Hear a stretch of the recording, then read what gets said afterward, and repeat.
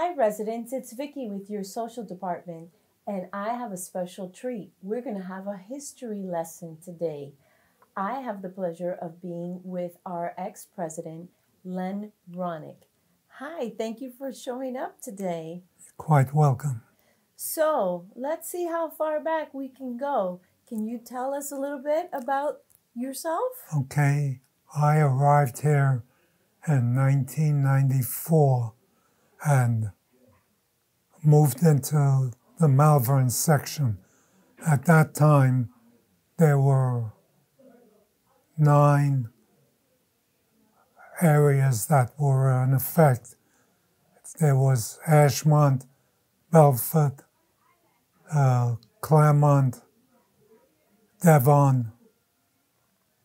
Trent was starting to sell. Granville was starting and selling.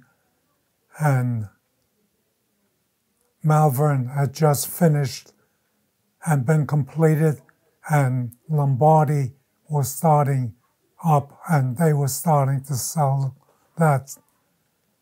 And there was also Fairfax, which was complete. Those were the 9 units that were here. The 9 communities that started. Yes. So am I to understand there was no clubhouse yet? There was a clubhouse, but it was an indoor basketball court, and that's the reason that I bought.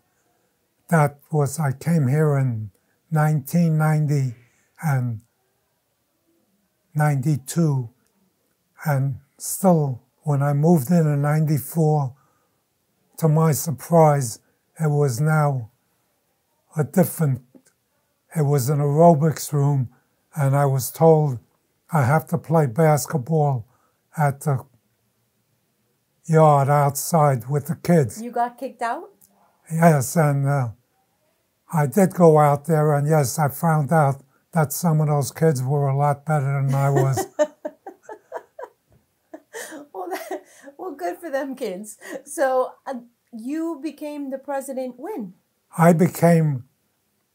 We had an ad hoc committee in 1997. I became the president of the ad hoc committee of presidents of the 9 communities. And I remained president till I retired in 2017, which was a 20-year run as president of Kings Point. Wow. So you brought some pictures that we'll show up close later, but can you tell me what's going on here? Yes. This is a picture of the groundbreaking ceremony of the theater. There was no theater when I arrived. It was just blank. People that had moved in here in 1984 when Kings Point was begun never got to live to see the theater. Oh. The theater broke ground on February 22nd, 1997. There's a picture of me in the middle with a spade and breaking ground. To my left is, if you look at the background, holding the sign on the right-hand side is Bob Drews, who was then the manager and later became the manager again of Kings Point. And on the left is Mike Smolik, who was in charge of sales for Lennar at Kings Point. Wow. All right. Then you brought me a picture here. What was that? I believe it's the grand opening. This is the grand opening and the date. November 19th, 1998. This is a picture of the grand opening of the Palace Theater and me cutting the ribbon. And there you are. And then we have another, you cutting a lot of things in these pictures. What's going on in this one? This was a picture of when we were starting the alteration. As you see the lobby now, that's not what it was at that time. In fact, where we have the big ballroom now, It was a 7-tier, and you had to walk up all those steps to see the show, and the stage at that time was 5 foot elevated from the ground, and performers were afraid to get too close because of the drop. Oh. And so all that was eliminated, and Well, here's another. You got scissors in your hands in this one too. there's a date in the back. Okay, this is Kings Point ribbon cutting, November 15th, 2010. Yes, in 2010, we redid the whole lobby the way you see it now, except for some furniture that's been changed. And these were the people on the board at that time, standing there. Oh, I'm not sure. Well, I'm too young. Way too young. I think I was born right around that time. Just kidding. yeah, well, a lot of these people are deceased. This is Eugene Roth. He's still alive. She was the president of Southampton, but she has passed. To my left is standing Carolyn Thomas, who was then assistant to Bob Drews, and all the rest of the people are.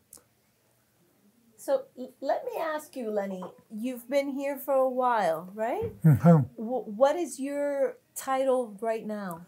Oh, right now, I have the title of being the President Emeritus of Kings Point. That was awarded to me when I retired in 2017. So in the first meeting of 2018, the new president and the board voted to make me the President Emeritus of Kings Point in Tamarac. What has been your favorite thing about Kings Point in all these years? Well, my favorite thing was the tennis courts at that time. You were very active, basketball, tennis, so you were a sporty guy. Yes, well, in my younger days, I used to be an athlete. Now I'm hobbled and walk with a cane. And that's what happens when you reach the age of 90. Congratulations, not everybody reaches the age of 90. Well, hope to go to 118. There you go. Aspirations. And that, don't want to go as long as Moses did, but go as long as Joshua did. 118 sounds like a good number to work for. I like it. I like it. So what would be a hope or a vision for Kings Point's future? Well, Kings Point future is in good hands right now, and everything is running smoothly, and the demographics are changing.